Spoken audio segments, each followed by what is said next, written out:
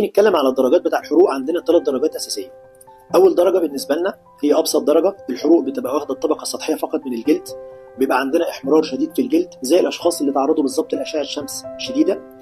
الحرق بيبقى فيه الم محتمل، بيحصل التئام كامل في خلال 3 أو 4 ايام يكاد يكون لا يذكر بعدها. الدرجه الثانيه وهي الدرجات الشائعه جدا من الحروق، بيبقى الحرق فيه واخد طبقتين من الجلد، وهي بتنقسم للطبقه السطحيه والطبقه العميقه.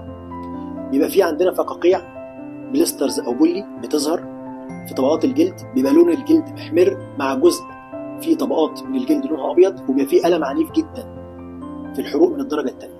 الدرجه الثالثه وهي اخطر درجات الحروق على الاطلاق، بيبقى الحرق واخد 3 طبقات بالكامل من الجلد، الجلد منزوع منه الشعر وفي تدمير كامل للنهايات العصبيه، فالشخص مش بيبقى حاسس باي الم في المنطقه دي.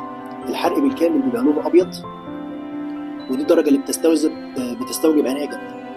في درجه رابعه ودي درجه شديده جدا، ان الحرق تعدى طبقات الجلد بالكامل ودخل في الطبقات اللي تحت الجلد زي العضلات او العظم، وده ساعتها بيبقى اثره عنيف جدا، بيعمل تشوه في منطقه الحرق ويستوجب عنايه جراحيه فائقه.